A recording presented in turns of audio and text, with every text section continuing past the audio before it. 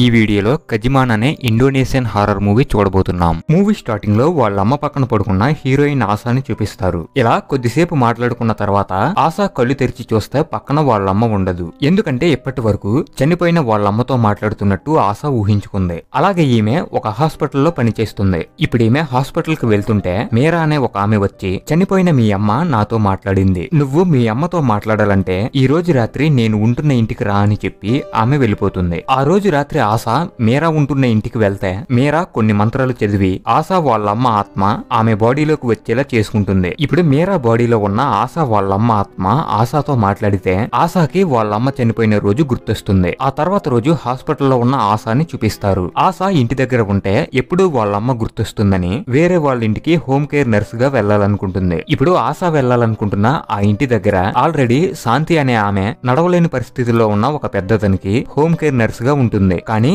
ఇప్పుడు శాంతికి హెల్త్ బాగోకపోవడం వలన ఇప్పుడు ఆశ ఆ ఇంటికి హోమ్ కేర్ నర్స్ గా వెళ్తుంది. ఆ ఇంట్లో ఉన్న వాళ్ళు చేతబడి చేస్తారని, అందుకే శాంతికి హెల్త్ బాగోలేదని హాస్పిటల్లో ఉన్న మిగతా నర్సులు మాట్లాడుకుంటారు. ఆ తర్వాత సీన్ లో మనకి శాంతి కనిపిస్తుంది. శాంతికి దెయ్యం కనిపించి ఆ దెయ్యం ఆమెపై అటాక్ చేస్తుంది. ఆ తర్వాత సీన్ లో ఆశాని చూపిస్తారు. ఇప్పుడు ఆమె హోమ్ కేర్ నర్స్ గా పనిచేయాల్సిన ఇంటికి వెళ్తుంది. ఆశాతో మాట్లాడుతున్న అతని పేరు అబ్దుల్. నడవలేని పరిస్థితుల్లో ఉన్న అబ్దుల్ వాళ్ళ నాన్నని ఆశ దగ్గరుండి చూసుకోవాలి. అదే విధంగా ఆశ కొన్ని రోజులు ఈ ఇంట్లోనే ఉండబోతుంది. మీకు ఏదైనా అవసరమైతే నా భార్య మియాని అడగండి అని చెప్పి అతను అక్కడ నుంచి వెళ్ళిపోతాడు. మరోవైపు హాస్పిటల్లో పనిచేసే రామ్ అనే వ్యక్తిని చూపిస్తారు. శాంతికి ఏమైందో తెలుసుకోవడానికి ఆమె ఇంటి అడ్రస్ రామ్ ఒక నర్సు దగ్గర తీసుకుంటాడు. ఆ రోజు రాత్రి ఆశ ఆ పెద్దతనికి ఫుడ్ పెడితే అతను ఫుడ్ ని పక్కకు తోసేస్తాడు. ఆ తర్వాత ఆశ రామ్ కి వీడియో కాల్ చేసి మాట్లాడుతుంటే ఆశ వెనుక ఒక దెయ్యం ఉన్నట్టు రామ్ కి కనిపిస్తుంది. ఆ దెయ్యం గురించి ఆశతో చెప్దామనుకునే లోపే ఆ పెద్దతను పిలుస్తున్న సౌండ్ వినిపించి తర్వాత కాల్ చేస్తానని కాల్ కట్ చేస్తుంది.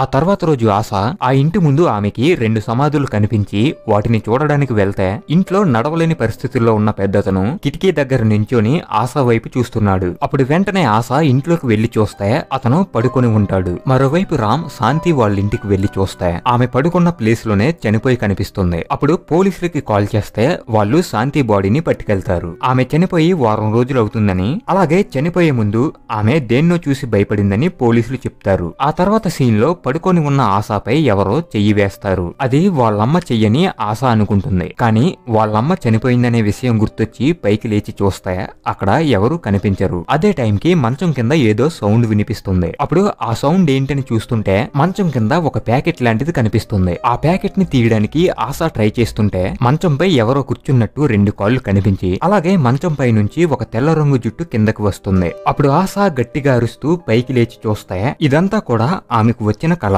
కొద్దిసేపటి తర్వాత ఆశ ఆ పెద్దతనికి ఫుడ్ ఇస్తే అతను మళ్ళీ ఫుడ్ ని పక్కకు తోసేస్తాడు. అప్పుడు ఆశ అదంతా క్లీన్ చేస్తుంటే అతని మంచం కింద ఆశకి కలలో కనిపించినట్టే ఒక ప్యాకెట్ కనిపిస్తే దాన్ని డస్ట్ బిన్ లో పడేస్తుంది. మరోవైపు హాస్పిటల్లో ఉన్న రామ్ ని చూపిస్తారు. అక్కడ లైట్స్ ఆఫ్ అయ్యి శాంతి ఆత్మ రామ్ పై అటాక్ చేయడానికి ట్రై చేస్తుంది. అదే టైంకి లైట్స్ ఆన్ అయితే శాంతి ఆత్మ మాయమైపోతుంది. ఆ తర్వాత రోజు ఆశ మంచం కింద ప్యాకెట్ లాంటిది కనిపిస్తే దానికి ఫోటో తీసి ఆ తర్వాత రామ్ ని తీసుకుని మీరా వాళ్ళ ఇంటికి వెళ్లి ఆమెకి ఈ ఫోటో చూపిస్తే ఈ ప్యాకెట్ ని తాలిస్మాన్ అంటారు. ఇటువంటి తాలిస్మాన్లు మంచివి ఉంటాయి, అలాగే చేతబడి చేసినవి కూడా ఉంటాయి. నీకు ఈ తాలిస్మాన్ ఎక్కడ దొరికిందని ఆశని అడిగితే ఇదే నా మంచం కింద, అలాగే నా పేషెంట్ మంచం కింద దొరికిందని చెప్తుంది. నీకు దొరికిన ఈ తాలిస్మాన్ మంచిది కాదు, ఇది చేతబడి చేసిన తాలిస్మాన్ అని ఎవరో ఆ పెద్దతనికి చేతబడి చేశారని మీరా చెప్తుంది. ఆ తర్వాత మీరా రామ్ నే నువ్వు ఏ రోజు పుట్టావని అడిగితే అమావాస్య రోజు పుట్టానని రామ్ చెప్తాడు. అయితే నీకు ఎవరు చేతబడి చెయ్యలేరని మీరా రామ్ తో అంటుంది. ఆ తర్వాత మీరా ఆశతో ఈ విధంగా చెప్తుంది. ఇంటికి వెళ్లిన తర్వాత తాలిస్మాన్స్ ని కాల్ చేసి నేను రాసిన ఈ మంత్రం చదువని ఒక పేపర్ ఇస్తుంది. ఆ తర్వాత ఆశ అక్కడి నుంచి వెళ్లి ఆమెకు దొరికిన తాలిస్మాన్స్ ని కాల్ చేసి మంత్రం చదువుతుంది. అప్పుడు అబ్దుల్ భార్య మియా అక్కడికి వచ్చి ఇక్కడ ఏదో కాలుతున్న స్మెల్ వస్తుంది, ఏం చేస్తున్నావని ఆశని అడిగితే ఆశ సమాధానం చెప్పదు. అప్పుడు ఆమె ఆశ చేతిలో ఉన్న మంత్రాల పేపర్ చూసి ఇదంతా ఎందుకు చేస్తున్నావని ఆమె అడిగితే నాకు రాత్రులు పీడకలలు వస్తున్నాయి, అందుకే ఈ మంత్రాలు చదువుతున్నానని ఆశ చెప్తుంది. ఆ రోజు రాత్రి పడుకుని ఉన్న ఆశకి ఎవరో పిలుస్తున్న సౌండ్ వినిపించి పైకి లేచి చూస్తే అక్కడ ఆమెకి వాళ్ళమ్మ ఆత్మ కనిపించి ఆ ఆత్మ అక్కడ ఉన్న బీరువా దగ్గరకు వెళ్తుంది. అప్పుడు ఆశ అక్కడికి వెళ్లి బీరువాని పక్కకు జరిపితే అక్కడ ఒక సీక్రెట్ రూమ్ ఉన్నట్టు ఆశకి తెలుస్తుంది. ఆ రూమ్ లోకి వెళ్లి చూస్తే చేతబడి చేసినట్టు కొన్ని అస్థి పంజరాలు కనిపిస్తాయి. అది మాత్రమే కాకుండా కింద కొన్ని సింబల్స్ రాసి ఉంటాయి. వాటన్నిటినీ కూడా ఆశ ఫోటో తీస్తుంది. అదే టైంకి మరోవైపు రామ్ ని చూపిస్తారు. పడుకొని ఉన్న రామ్ కాళ్ళు దగ్గర శాంతి ఆత్మ ఉంటుంది. అది చూసి రామ్ గట్టిగా అరిస్తే ఆ ఆత్మ మాయమైపోతుంది. అలాగే రామ్ మంచంపై తాలిస్మాన్ కనిపిస్తే దాన్ని బయట పడేస్తాడు. ఆ తర్వాత ఆశ ఉన్న ఇంటిని చూపిస్తారు. ఇప్పుడు మియాకి కూడా ఆ ఇంట్లో సీక్రెట్ రూమ్ ఉన్నట్టు తెలుస్తుంది. అప్పుడు ఆమె భర్త అబ్దుల్ ని ఇన్ని రోజులు ఈ రూమ్ గురించి నాకెందుకు చెప్పలేదని అడిగి ఆమెకు తెలిసిన మాంత్రికుడికి కాల్ చేసి వెంటనే రమ్మని చెప్తుంది. మరోవైపు రామ్ మీరా దగ్గరకు వెళ్లి అతనికి దెయ్యం కనిపించిందనే విషయం చెప్తాడు. అలాగే ఆశ పంపించిన సీక్రెట్ రూమ్ ఫొటోస్ ని మీరాకి చూపిస్తే ఆ ఇంట్లో ఎవరో కోటీశ్వరులు అవ్వడం కోసం చేతబడి చేశారని, అలాగే ఆ ఇంట్లో ఒకరు చిన్న వయసులోనే చనిపోయారని చెప్తుంది. ఆ తర్వాత మళ్ళీ ఆశ ఉన్న ఇంటిని చూపిస్తారు. ఇప్పుడు అక్కడికి మాంత్రికుడు వచ్చాడు. ఈ మాంత్రికుడు మియాకి ఇచ్చిన తాలిస్మాన్సే ఆశాకి మంచం కింద కనిపించాయి. ఇప్పుడు ఇంట్లోకి వచ్చిన మాంత్రికుడు అబ్దుల్ వాళ్ళ అమ్మాయి ఫోటో చూసి ఈమె ఎప్పుడు చనిపోయిందని అడిగితే ఆమె 13 సంవత్సరాల వయసులో చనిపోయింది. ఎందువలన చనిపోయిందనేది డాక్టర్స్ కూడా చెప్పలేకపోయారని అబ్దుల్ అంటాడు. ఆ తర్వాత మీ అమ్మ ఎలా చనిపోయిందని మాంత్రికుడు అడిగితే మా చెల్లి చనిపోయిన 8 సంవత్సరాల తర్వాత మా అమ్మ సూసైడ్ చేసుకుని చనిపోయిందని అబ్దుల్ చెప్తాడు. మరోవైపు మీరా ఆ సీక్రెట్ రూమ్ లో ఏదో సాతాన్ ఉందని, అది 8 సంవత్సరాలకి ఒకరిని చంపిస్తుందని, అలాగే ఆ సాతాన్ ఆ ఇంట్లో ఉన్న వాళ్ళందరినీ చంపిస్తుందని మీరా రామ్ తో చెప్తుంది. మరోవైపు అబ్దుల్ ఈ సీక్రెట్ రూమ్ ని 3 సంవత్సరాల ముందు క్లోజ్ చేశామని, ఇది క్లోజ్ చేసిన తర్వాత మా నాన్నకి ఆరోగ్యం పాడైందని చెప్తాడు. ఇప్పుడు మాంత్రికుడు ఆ సీక్రెట్ రూమ్ లోకి వెళ్లి అక్కడ ఉన్న వస్తువులని చెక్ చేస్తాడు. ఆశ ఇదంతా కూడా రామ్ కి వీడియో కాల్ చేసి చూపిస్తుంది. అప్పుడు సాతాన్ ఆ ఫోన్ ని కింద పడేసి ఆశా బాడీలోకి వెళ్తుంది. ఇదంతా వీడియో కాల్ లో చూస్తున్న మీరా అక్కడికి వెళ్లి ఆశాని కాపాడమని, అలాగే ఆ ఇంటికి వెళ్ళాక ఈ మంత్రం చదువని ఒక పేపర్ ఇస్తుంది. మరోవైపు ఆశా బాడీలో ఉన్న సాతాన్ మాంత్రికుడి దగ్గరకు వెళ్లి అతన్ని బయటకు వెళ్ళిపోమని చెప్తుంది. అప్పుడు మాంత్రికుడు కొన్ని మంత్రాలు చదివి ఆశా నోటి నుంచి ఒక దారం లాంటిది బయటకు తీస్తాడు. వెంటనే ఆమె బాడీలో ఉన్న సాతాన్ బయటకు పోతుంది.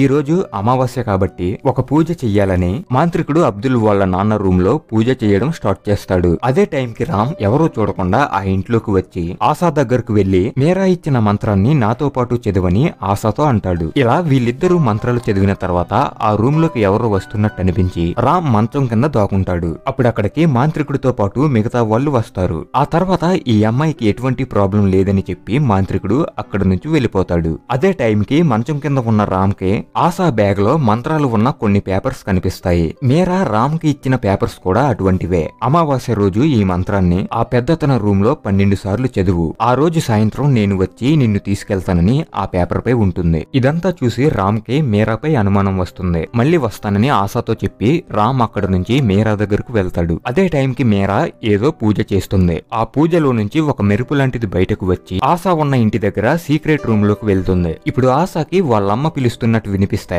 ఆమె కూడా ఆ సీక్రెట్ రూమ్ లోకి వెళ్తుంది. అదే టైంకి మియాకి ఏదో సౌండ్ వినిపించి ఆ సీక్రెట్ రూమ్ లోకి వచ్చి చూస్తే ఆమెను ఎవరో కిటికీ నుంచి బయటకు తోసేస్తారు. ఆ తర్వాత అబ్దుల్ మియా కనిపించలేదని బయటకు వచ్చి చూస్తే ఆమె చనిపోయి ఉంటుంది. అదే టైంకి పైన రూమ్ లో ఉన్న అబ్దుల్ వాళ్ళ నాన్న గట్టిగా నవ్వుతాడు. అప్పుడు అబ్దుల్ దీనంతటికీ కారణం వాళ్ళ నాన్నే అని అతన్ని చంపడానికి వెళ్తాడు. మరోవైపు రామ్ మీరా దగ్గరకు వెళ్లి మంత్రాలు ఉన్న ఈ పేపర్స్ ని ఆశా బ్యాగ్ లో ఎందుకు పెట్టావని అడుగుతాడు. అప్పుడు మీరా నవ్వుతూ నాకు అవసరమైందొకటి ఆ ఇంట్లో ఉంది, అలాగే దాని వలన నాకు చాలా శక్తులు వస్తాయి, కానీ నేను ఆ ఇంటికి వెళ్లి తీసుకోవడం కుదరదు. అప్పుడే నాకు శాంతి కనిపించింది. ఆమె ద్వారా ఆ ఇంట్లో నుంచి నాకు కావలసింది తీసుకోవచ్చు అనుకున్నాను. అందుకే శాంతిని ఆ ఇంటికి వెళ్లేలా చేశాను. కానీ ఆమె భయపడడం వలన ఆమెని నేను చంపేశానని మీరా చెప్తుంది. అలాగే రామ్ కి దెయ్యం కనిపించేలా చేసి రామ్ ఆమె దగ్గరకు వచ్చేలా చేసింది. మరోవైపు వాళ్ళ నాన్నని చంపడానికి వెళ్లిన అబ్దుల్ ని దెయ్యం పైకి తేల్చి చంపేస్తుంది. అబ్దుల్ చనిపోతుంటే వాళ్ళ నాన్న నవ్వుతున్నాడు. అలా